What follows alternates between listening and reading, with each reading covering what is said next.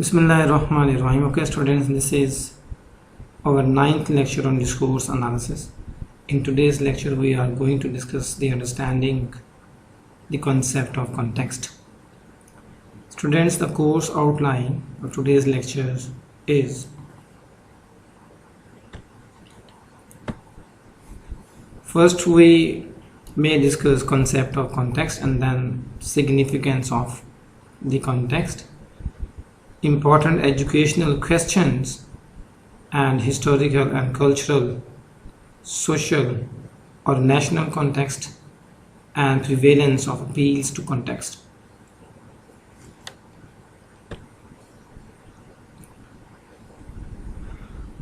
Students, this lecture aims to clarify the concept of context.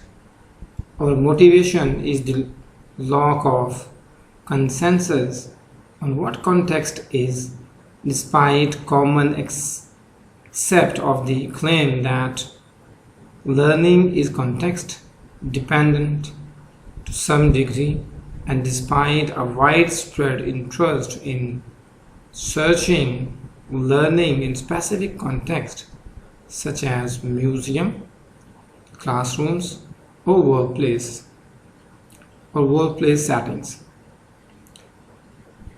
Students, we provide a minimal concept which is applicable to all references to context properly construed. Students, this lecture points out that more general consideration of contextuality and compositionality must be reconciled and balanced out if the role of context in relation to learning is to be understood. So students, we then flesh out the minimal concept with the typology of context categories relevant for understanding the significance of context for learning.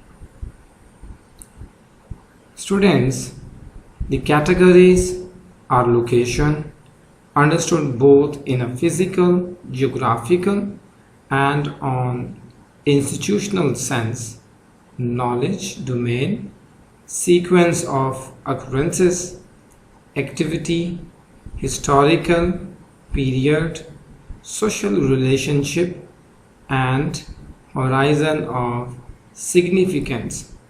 So students, we in this regard illustrate the usefulness of the typology through pointing out how it could help clarify discussions about transfer of knowledge and skills.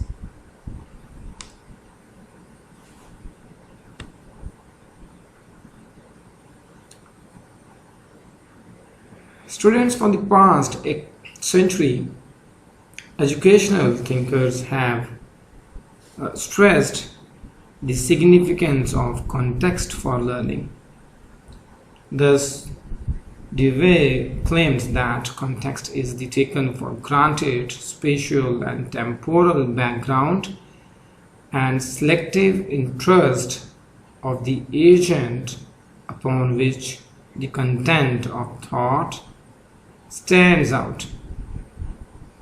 However, Piaget and Vygotsky, both, albeit in different ways, explored the significance of social context for children's cognitive development. Students, Batson argued that without context there is no communication, and that to understand communicational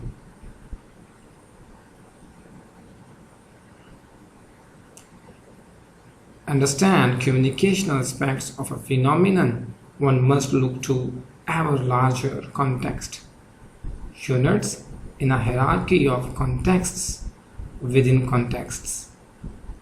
So students, as learning for him inherently is a communicational phenomenon, this point applies especially to learning.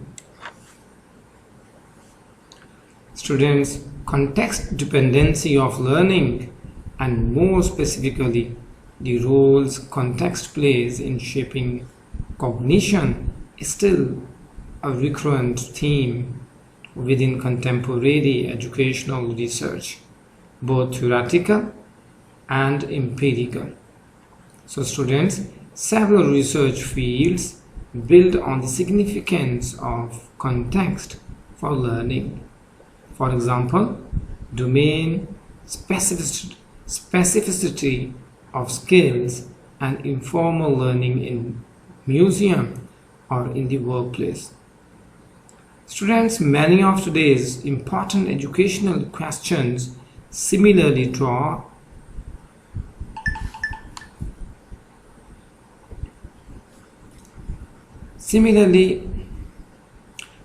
implicitly on this significance. For example, the question of how to integrate or not students in formal social media practices in formal educational settings, and how to improve students' interest in science and technology by heightening their awareness of close connections between curricular content and their daily life, and how to validly compare and possibly reproduce educational practices and outcomes across countries, cultures, and traditions.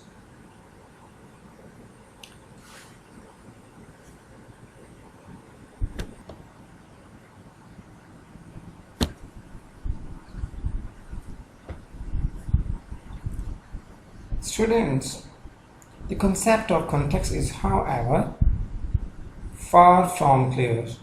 Often it is left unanalyzed and taken for granted. Sometimes it is prefixed with an adjective such as historical, cultural, social, or national. Students, this point the reader to the kind of influence on learning that is implied, but still does not explicate what context is.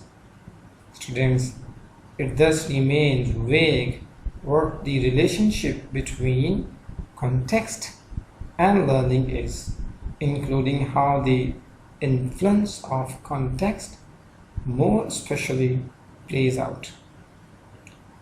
Students, theorists who do analyze the concept tend to do so from a particular educational or learning theoretical point of view, which makes their analysis less useful for other educational research approaches. Students, this is the case for the analysis provided by Dewey and Batson, respectively.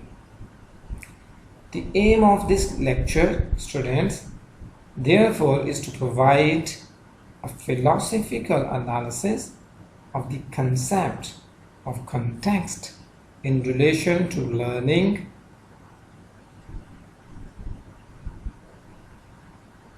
which does not presuppose a particular view of learning, cognition, and knowledge, and thus can be useful across different educational research approaches and questions.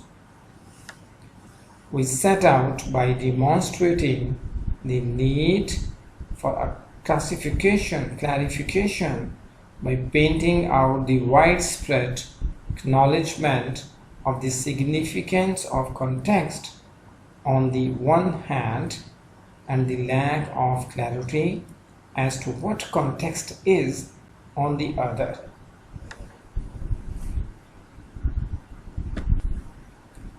Students, we may argue that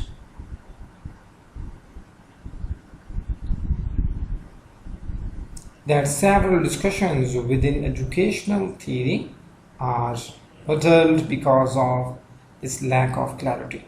So we may then point out that though the concept of context is unclear enough, of a common core may be found in otherwise diverse uses to warrant treating it as a single broad concept. Students, regardless of how the concept is exemplified, context is usually meant to play a determinate role. This leads us to explicate a minimal concept. We identify two functional roles that the concept exhibits across different usages and offer some general observations concerning the limits of appeal to context within the educational field. Students, on this background, we provide an analytical typology of categories important to understanding the significance of context for learning. So students, our claim is that the identified senses are relevant to consider irrespective of the more specific approach to learning one adheres to, though how these senses will be considered will likely differ between approaches.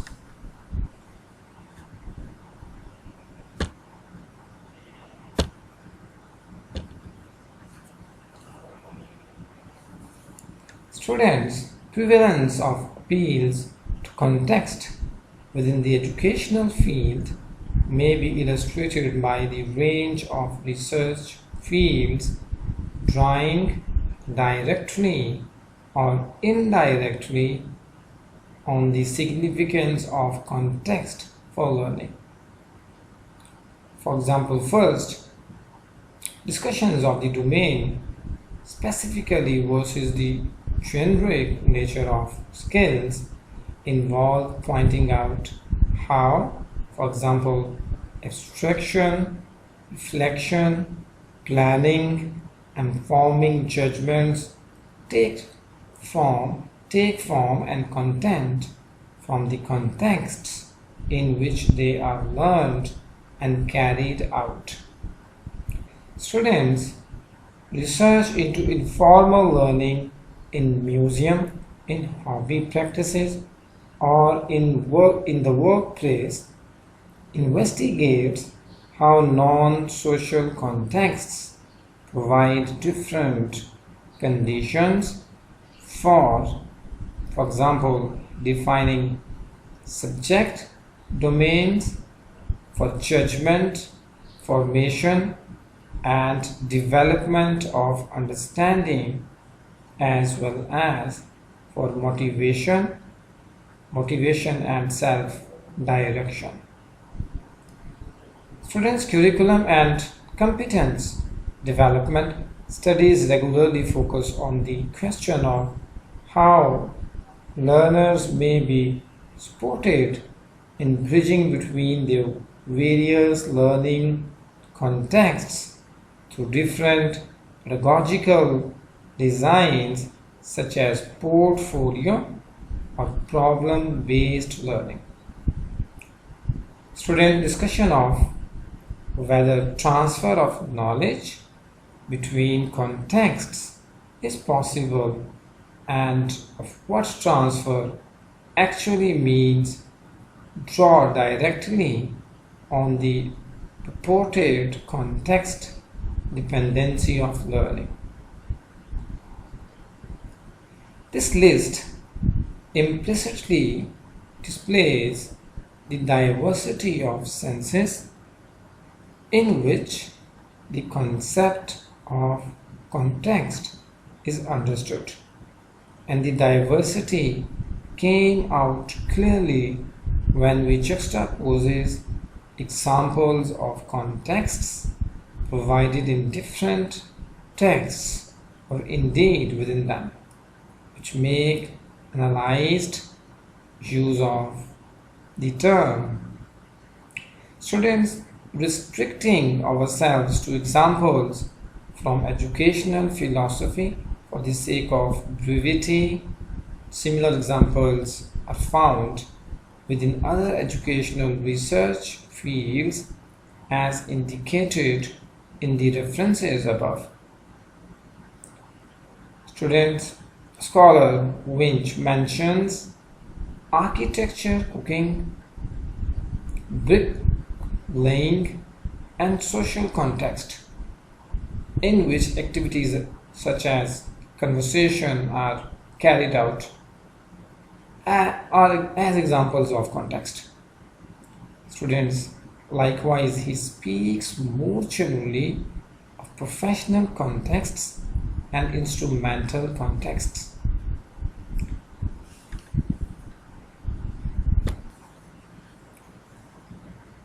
Students, and other scholar Lever speaks of work contexts, practical everyday contexts, for example, everyday contexts of verbal communication, practical or real world contexts, and of workplace, family, community as the fundamental contexts of people's lives.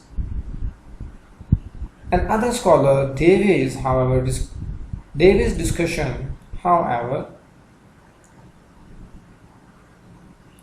talk about school teaching as only one kind of teaching contexts, and also uses the term he also uses the term in a broad sense when speaking of living out a particular fulfilling life in the context of a particular community of people with a particular history and particular ways of doing things. Lang points at the significance of location within social and linguistic contexts and of the expression of the experiences we have within our own historical and social contexts, and argues for reviewing educational contexts, institution, classroom, teachers, and students by means of epistemologies of situated knowledges. Another scholar named the context of education and work. Handcliffe's only specific example is context of a job. Apart from this, he hints at an understanding of context by saying, for example, that low-level skills such as cycling or swimming may be learnable in a context that is very thin, and that many IT skills by definition are transferable across contexts. Students, these examples seemingly range from specific activities, mean verbal communication, over an extended task to professions and societal institutions. Students, this is the first part of this lecture on the importance of context. We continue our discussion on the importance of context in our next lecture as well. Okay, students, see you in next lecture.